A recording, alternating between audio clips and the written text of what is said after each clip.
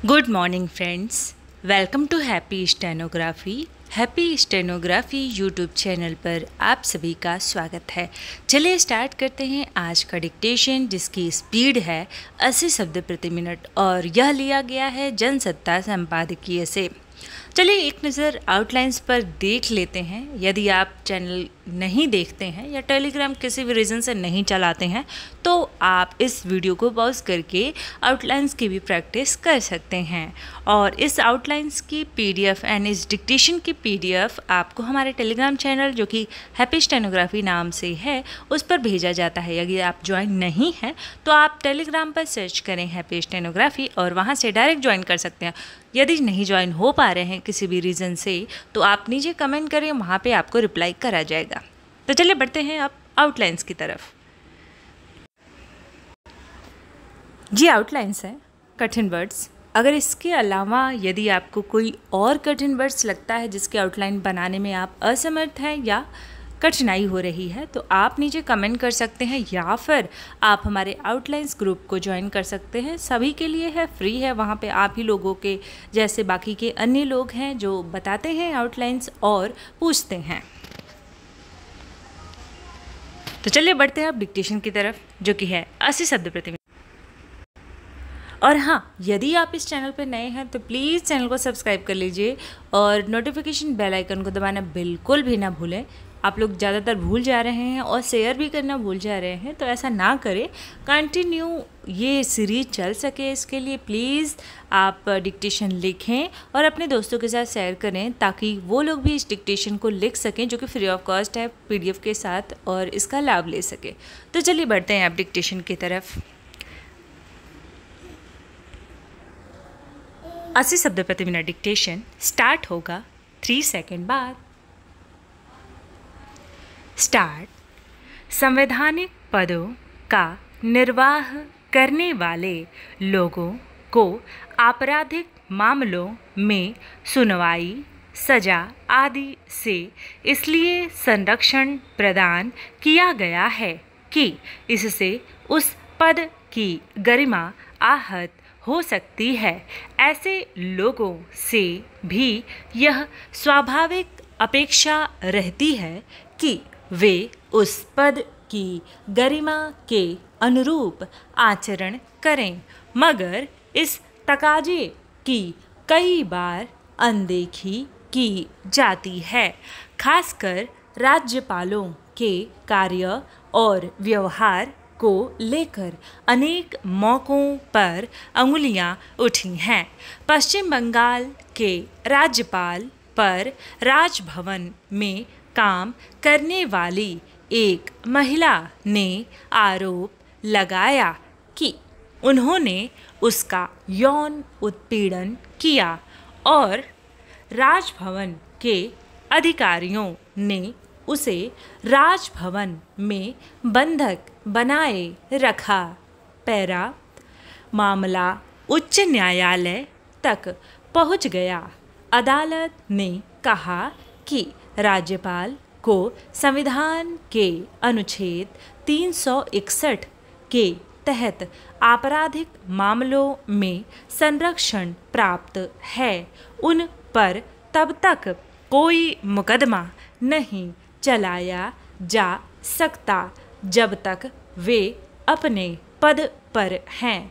तब पीड़िता ने सर्वोच्च न्यायालय में गुहार लगाई कि अनुच्छेद 361 के खंड 2 में राज्यपालों को दी गई छूट में मामले की जांच पर रोक का कोई उल्लेख नहीं है। यौन उत्पीड़न जैसे मामलों में जांच में देरी पीड़िता को न्याय दिलाने में बाधा है। सर्वोच्च न्यायालय इस मामले के मद्देनज़र अनुच्छेद 361 की समीक्षा को राजी हो गया है। पैरा। सर्वोच्च न्यायालय ने अनेक मामलों में संवैधानिक प्रावधानों की व्याख्या कर मनमानी लाभ लेने वालों पर नकेल कसी है।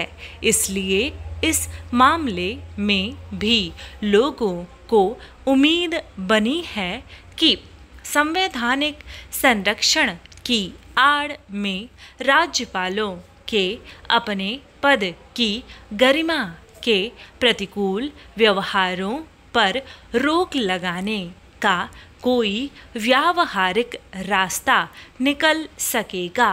साथ ही इस सिद्धांत की रक्षा होगी कि कानून की नज़र में सभी बराबर हैं। पिछले कुछ वर्षों में जिस तरह राज्य सरकारों और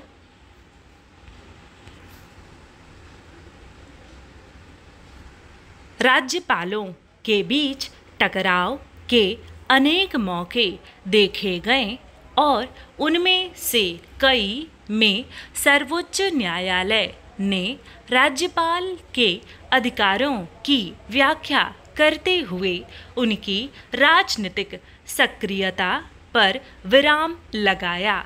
उससे भी सर्वोच्च न्यायालय के ताज़ा कदम पर सबकी नज़र रहेगी।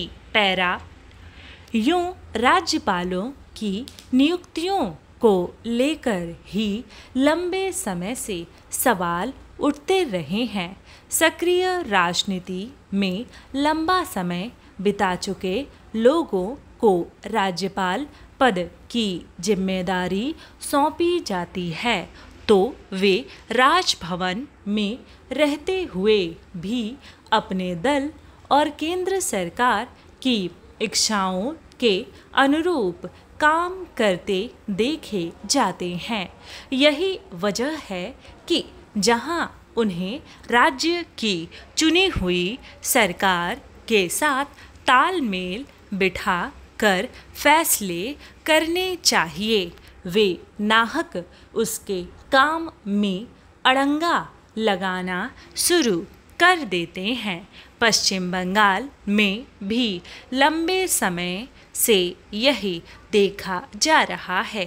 इसी आधार पर राज्यपाल शुरू में अपने ऊपर लगे आरोप को राज्य सरकार की साजिश कहकर खारिज करने का प्रयास करते रहे, मगर मामला इतना हल्का है नहीं।